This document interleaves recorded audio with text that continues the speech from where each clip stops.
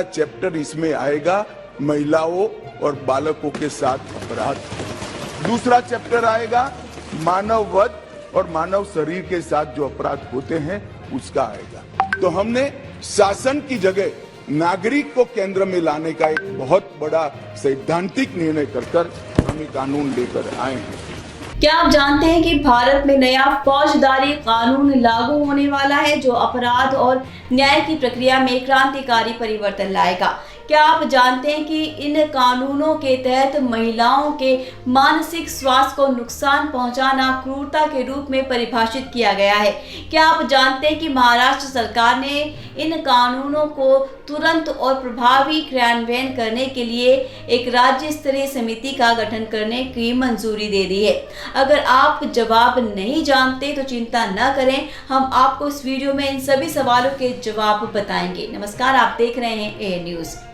महाराष्ट्र सरकार ने हाल ही में भारतीय न्याय संहिता 2023, भारतीय नागरिक सुरक्षा संहिता 2023 और भारतीय साक्ष्य अधिनियम 2023 के क्रियान्वयन के लिए एक राज्य स्तरीय स्टीयरिंग समिति का गठन करने की मंजूरी दी है। इन कानूनों को पार्लियामेंट में 2023 के शीतकालीन सत्र में पारित किया था और भारत के राष्ट्रपति की सहमति के बाद इन्हें पिछले साल दिसंबर में भारत सरकार के राजपत्र में प्रकाशित किया गया था।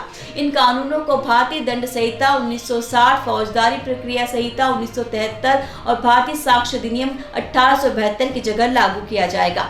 इन कानूनों का प्रभावी क्रियान्वयन अपराध जांच और दोष सिद्धि दर में सुधार लाएगा और नागरिकों को शीघ्र और तत्काल न्याय प्राप्त करने में मदद करेगा। इन कानूनों के तुरंत और प्रभावी क्रियान्वयन के लिए एक समयबद्ध ढांचा तैयार करना आवश्यक है और इस हेतु भारत सरकार के गृह मंत्रालय के गृह सचिव के निर्देशों के अनुसार एक राज्य स्तरीय स्टीयरिंग समिति का गठन करने की आवश्यकता थी, जो इस साल के जनवरी में प्राप्त हुए थे।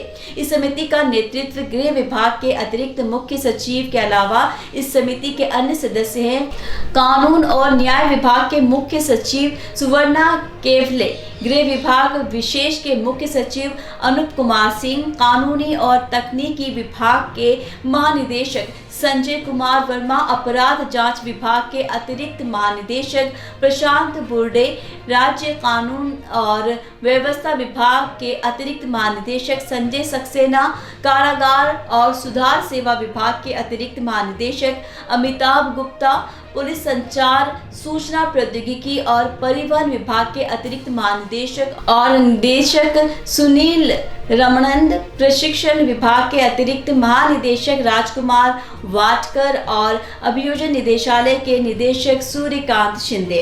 इस समिति का उद्देश्य है कि इस नए कानूनों के अनुसार पुलिस अभियोजन और न्यायिक अधिकारियों को प्रशिक्षण, मार्गदर्शन और संसाधन प्रदान करना है ताकि वो अपराधियों को दोषी ठहराने और निरपराधियों को बरी करने में सक्षम हो। इसके अलावा इस समिति को नए कानूनों के प्रचार, जनचेतना और सामाजिक स्वीकृति को बढ़ावा देने के लिए भी कार्य करना है।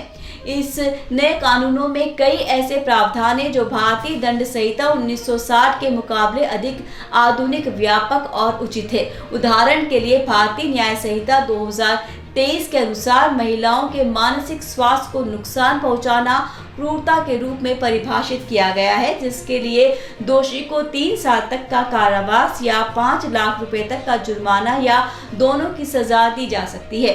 इससे पहले भारतीय दंड संहिता 1860 के अनुसार केवल शारीरिक अत्याचार को ही क्रूरता माना जाता था, जिसके लिए दोषी को 1 साल तक की कारावास या 3,000 रुपए तक का जुर्माना या दोनों की सजा हो सकती थी। इसी तरह भारतीय नागरिक सुरक्षा संहिता 2023 के अनुसार आतंकवाद, युद्ध अपराध, जनसंहार, अंतर्राष्ट्रीय अपराध, जातिगत अपराध, लैंगिक अपराध, बाल अपराध, मानव तस्करी, नारकोटिक्स और अन्य गंभीर अपराधों को विशेष आधारों में शामिल किया गया है, जिनके लिए दोषी को कड़ी से कड़ी सजा हो सकती है। इसके अलावा इस संहिता में नागरिकों के अधिकारों, कर्तव्यों और जिम्मेदारियों का भी उल्लेख किया गया है, जिससे वो अपने सुरक्षा और न्याय के लिए आवेदन कर सकते हैं।